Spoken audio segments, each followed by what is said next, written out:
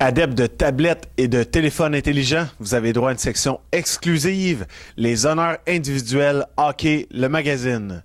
Roulement de tambour. Le joueur par excellence, P.K. Subban.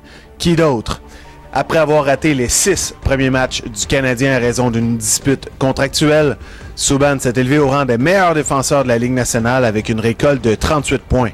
Il a marqué 7 de ses 11 buts en avantage numérique et a terminé deuxième chez le Canadien avec un temps d'utilisation de 23 minutes 14 secondes.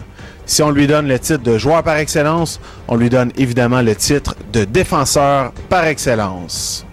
L'attaquant par excellence, Max Pacioretty. Thomas Plekanec, Lars Eller et Brendan Gallagher ont tous connu de bonnes saisons, mais comment ne pas accorder le titre d'attaquant par excellence à Max Pacioretty, le premier compteur du club avec 39 points en 44 matchs.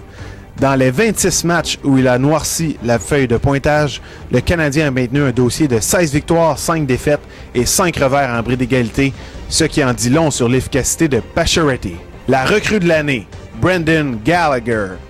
Ça faisait longtemps qu'on n'avait pas vu à Montréal deux recrues aussi prometteuses que Brendan Gallagher et Alex Galchenyuk. Gallagher l'emporte en raison de la grande constance dont il a fait preuve tout au long de la saison et de sa contribution au niveau énergétique, même lorsqu'il ne s'inscrit pas au pointage. Le joueur le plus amélioré, Lars Eller. Encore une fois, le débat est vite réglé. Eller est passé d'une saison de 28 points en 79 matchs en 2011-2012 à une saison de 30 points en 46 rencontres. Son différentiel s'est également amélioré, passant de -5 à +8.